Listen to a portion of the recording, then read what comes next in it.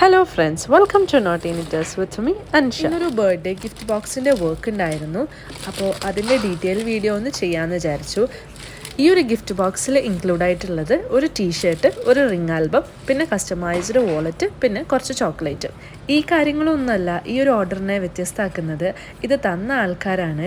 2 ചെറിയ മക്കൾ കൂടിയിട്ടാണ് ഈ ഒരു ഓർഡർ തന്നിട്ടുണ്ടായിരുന്നത്.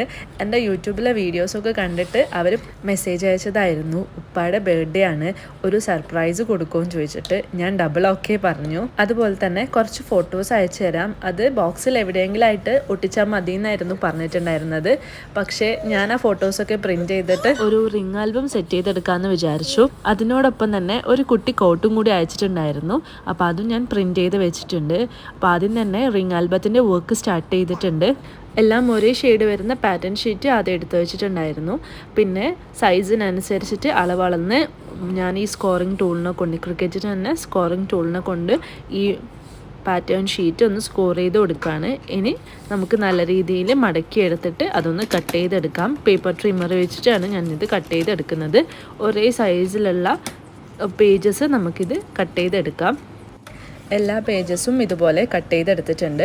ഇനി ഇത് ഒന്നിനും ഇത് ഒന്നായിട്ട് ഒട്ടിച്ചു കൊടുക്കാം. ഞാനിവിടെ ഒട്ടിക്കാൻ യൂസ് ചെയ്യുന്നത് ടാക്കി ടാപ്പാണ്, ട്രാൻസ്പെറൻറ്റ് കളറിലുള്ള ടാപ്പാണ്. അതാവുമ്പോൾ എവിടെയും നമ്മൾ ഗമ്മ് പോലെ പരന്ന് പോവുകയും ചെയ്യില്ല, നല്ല രീതിയിൽ വൃത്തിയിൽ ഒട്ടി നിൽക്കും. പിന്നെ അതുപോലെ ഗമ്മ് യൂസ് ചെയ്താൽ ചിലപ്പോൾ സ്മെല്ലൊക്കെ ഉണ്ടാവും. ഫെവിക്കോൾ ആണെങ്കിൽ ഉറപ്പായിട്ടും സ്മെല്ലുണ്ടാവും ഫെവിക്കോളിൻ്റെ. അപ്പോൾ അതൊക്കെ നമ്മൾക്ക് ഈ ഒരു ടാപ്പ് യൂസ് ചെയ്യുകയാണെങ്കിൽ ഒഴിവാക്കാൻ പറ്റും. എല്ലാം ഒട്ടിച്ചതിന് ശേഷം ഇതുപോലെ പഞ്ചിങ് മെഷീൻ ഉപയോഗിച്ച് നമുക്ക് ഹോൾസ് ഇട്ട് കൊടുക്കാം. എല്ലാ ഷീറ്റിലും ഇതുപോലെ ഹോൾസ് ഇട്ടിട്ടുണ്ട്. ഇനി നമുക്ക് ഫ്രണ്ട് പേജ് ഡിസൈൻ ചെയ്തെടുക്കാം. ഞാൻ ഹാപ്പി ബർത്ത്ഡേ പപ്പ എന്നുള്ളൊരു കോട്ട് പ്രിൻറ്റ് ചെയ്ത് വെച്ചിട്ടുണ്ടായിരുന്നു. അതിന് ഇതുപോലെ ഗോൾഡൻ്റെ ബാക്ക്ഗ്രൗണ്ട് കൊടുത്തിട്ട് അതിലോട്ടേക്ക് ഒട്ടിച്ചു കൊടുക്കാം. പിന്നെ ഓരോ ഷീറ്റിലായിട്ട് ഫോട്ടോസും ഒട്ടിച്ചു കൊടുക്കാം. പിന്നെ ഒരു ഷീറ്റിൽ ആ കോട്ട് കൂടി പ്രിൻറ്റ് ചെയ്തത് കൂടി ഒട്ടിച്ചു കൊടുക്കാം. വളരെ സിമ്പിളായിട്ട് ചെയ്തെടുക്കാമെന്ന് വിചാരിച്ചു. ആ 2 മക്കളുടെ കയ്യിൽ GPay അക്കൗണ്ടൊന്നും ഇല്ല, കാരണം ചെറുതല്ലേ. അപ്പോൾ ആരോടൊക്കെയോ പറഞ്ഞിട്ടാണ് അവർ പേയ്മെൻറ്റൊക്കെ ചെയ്തിട്ടുണ്ടായിരുന്നത്. അവർ വളരെ എക്സൈറ്റഡ് ആയിരുന്നു ഈ ഒരു ഗിഫ്റ്റ് ഹാമ്പർ സെറ്റ് ചെയ്തിട്ട് വീഡിയോ കാണാൻ വേണ്ടിയിട്ട്. അതുപോലെ തന്നെ ഉപ്പാക്ക് കൊടുത്തിട്ട് ഉപ്പാൻ്റെ എക്സ്പ്രഷനും കാണാൻ വേണ്ടിയിട്ട്. കാരണം ഉമ്മ അറിയാതെയും കൂടി ചെയ്തെടുത്ത ഒരു സർപ്രൈസ് ഗിഫ്റ്റാണ് കേട്ടോ. അവർ ഓരോ കാര്യങ്ങളും പറയുമ്പോൾ എനിക്കും നല്ലൊരു ആവേശമായി. കാരണം ഇതുവരെ ഞാനൊന്നും ഉപ്പായുടെ ബർത്ത്ഡേക്കോ ഉമ്മയുടെ ബർത്ത്ഡേക്കോ ഗിഫ്റ്റൊന്നും കൊടുത്തിട്ടില്ല.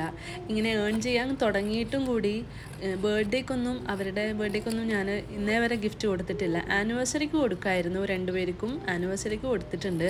പക്ഷേ ബർത്ത്ഡേക്കൊന്നും ഞാൻ ഇന്നേ വരെ കൊടുത്തിട്ടില്ല. അപ്പോൾ എനിക്കും ഇത് കണ്ടപ്പോൾ തന്നെ ഭയങ്കര സന്തോഷമായി.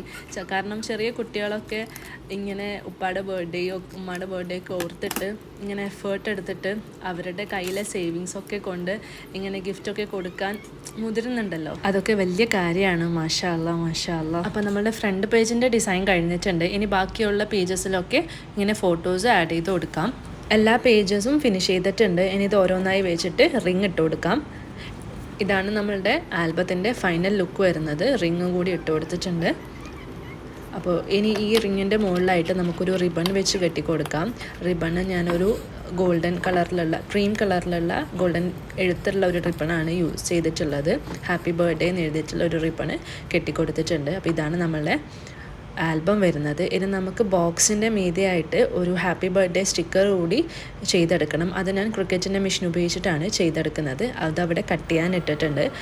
ഇനി ഇതിലോട്ടേക്ക് ഒരു കസ്റ്റമൈസ്ഡ് വാലറ്റും കൂടി ആഡ് ചെയ്യാനുണ്ട്. അപ്പോൾ അതിൻ്റെ പണി തുടങ്ങാം. ആളുടെ നെയിം എഴുതിയിട്ട് ഒരു വാലറ്റാണ് ചെയ്തെടുക്കാനുള്ളത്. അപ്പോൾ ഞാൻ അത് ചെയ്തെടുക്കുകയാണ്. ക്രിക്കറ്റ് മെഷീനിൽ നമ്മളുടെ ഹാപ്പി ബർത്ത്ഡേ സ്റ്റിക്കർ അവിടെ നിന്ന് കട്ട് ചെയ്യുന്നുണ്ട് കേട്ടോ.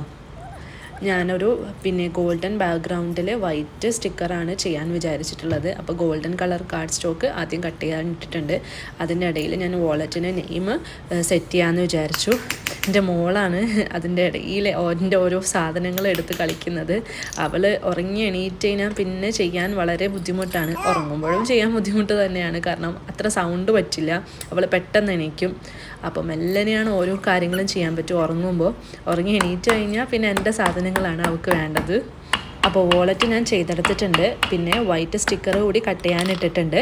പിന്നെ ചോക്ലേറ്റ് ആവശ്യമുണ്ട്. അപ്പം ഫ്രിഡ്ജിൽ നിന്ന് ചോക്ലേറ്റ് എടുക്കുകയാണ്. ഇനി ഇതെല്ലാം അറേഞ്ച് ചെയ്യുന്ന വീഡിയോ ഞാൻ അടുത്തതായിട്ട് പോസ്റ്റ് ചെയ്യാം. പാർട്ട് 2 എന്ന് പറഞ്ഞിട്ട് പോസ്റ്റ് ചെയ്യാം ഇൻഷാ അല്ലാ.